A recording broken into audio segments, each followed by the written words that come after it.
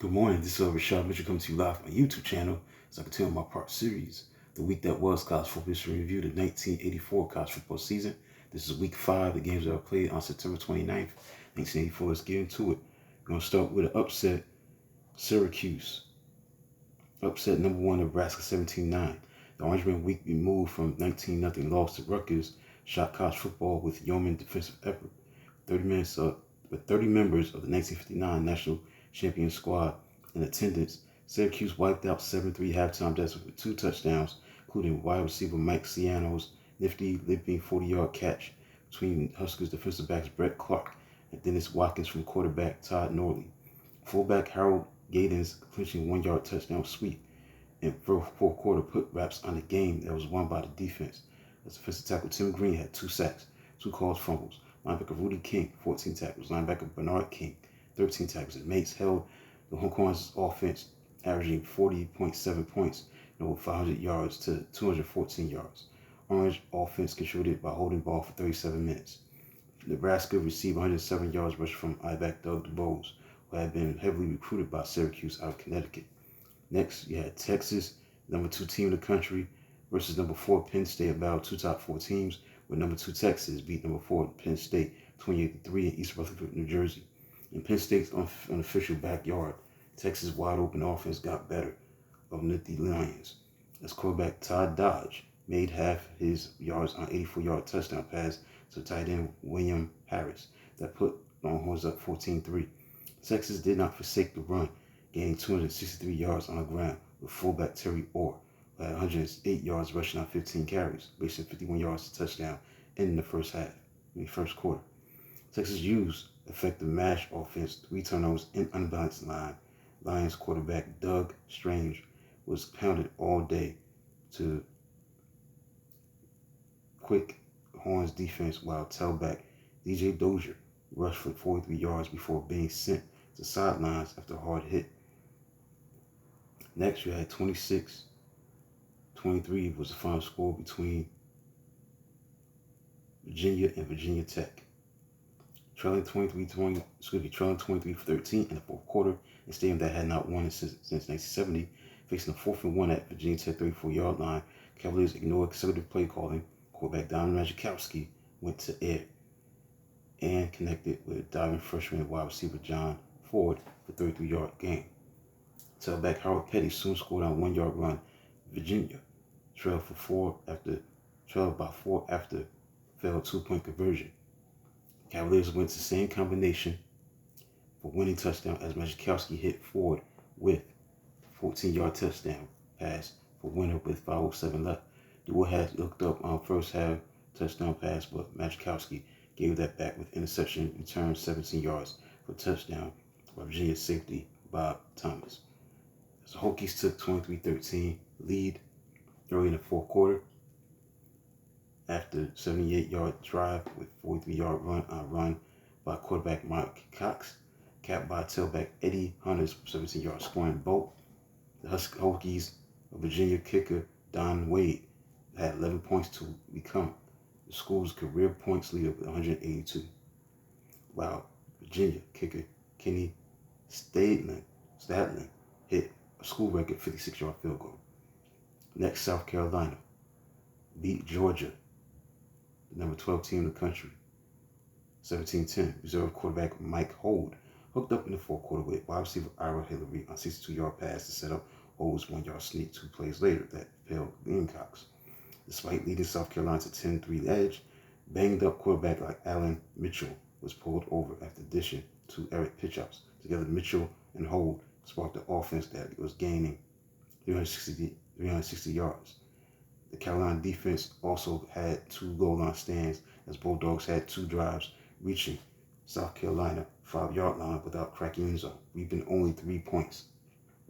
Georgia converted only 4 of 16 third downs, but tied it 10-10 in the third quarter win. Quarterback Todd Williams threw 17 yards scoring pass to wide receiver Jim Hockaday.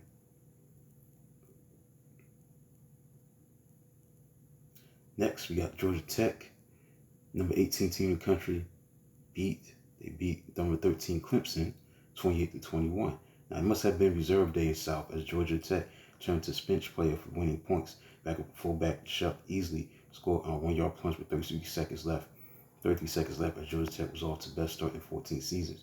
It was led by tailback Stacy Driver, who had 131 yards rushing, 26 carries. Tigers rallied from 21-0 deficit with tying touchdown coming early in the fourth quarter on a 13-yard pass from quarterback Mike Epley to wide receiver Terrence Rulahak.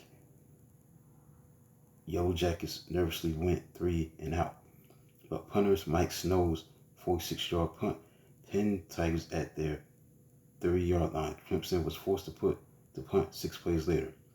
Quarterback John Dewberry led Tech's winning 54-yard drive that snapped Clemson's 20-game ACC winning streak, one shy of the record. Next, Iowa. Iowa beat Illinois 21-16.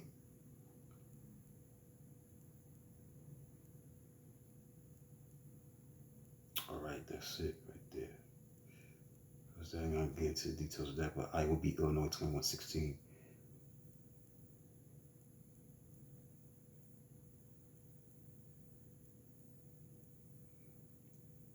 Next, we got Southern Methodist, the number 11 team in the country. They beat Texas Christian 26-17. The largest crowd to watch rivals since 1948 saw Mustangs score 10 fourth-quarter points to win 13 straight in the series. SMU tailback Reggie Parr ran for 153 yards and clinching 25-yard touchdown run, while wide receiver Ron Morris caught 5 passes for 120 yards and rushed for 53 yards. Morris scored twice, came up with clutch catch, 38-yard grab on 3rd and 33 in the third quarter. SMU, which also counted key fourth-quarter field goal of 24 yards by kicker Thomas Steve, outflanked TCU's Parker Rain offense by 501 yards to 347. Horned Frogs rushed for only 151 yards, but were able to tie the game at 10-10 in the third quarter until back Tony Jeffries' 2-yard run and trailed only 19-17 late with the quarterback Anthony Gully threw 222-yard touchdowns to tight end Dan Sharp. And lastly, we got this intersectional matchup between Louisiana State and USC, where USC, the number 15 team in the country, lost to Louisiana State 23-3. An inability to score touchdowns during the Trojans' intersectional clash. LSU had no such problem as tailback Dalton Hilliard, who had 81 yards on 820 carries, hurried for 2, had Hurst have touchdowns. Quarterback Jeff Wickersham hit wide receiver Glenn Hope with 34-yard touchdown passes late in the third quarter. Tigers scored first touchdown on Hilliard's 2-yard run after Jordan's fumble, one of 5 turnovers by USC. Their 79-yard drive to another 2-yard score, while Hilliard was kept alive when punter Clay Parker, who wore only one shoe, ran 16 yards first down after high snap. Tally had reached 14-3, and Trojans were in trouble, and on way to 8 quarters without a touchdown. The Trojans often struggled without quarterback Sean Salisbury, who was injured in the first half of prior week. Tailback Fred Crutcher led the USC Trojans with 97 yards rushing.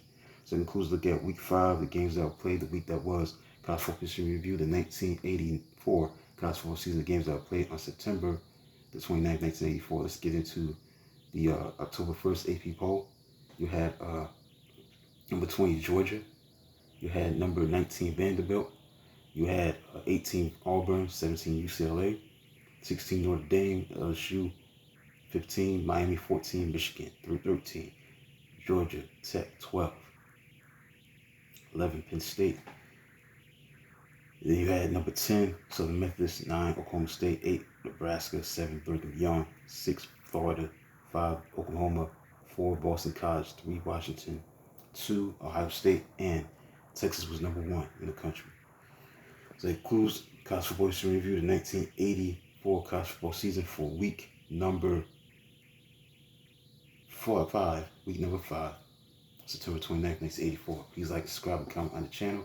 Do a review of this magnitude tomorrow. Until then, talk to you soon.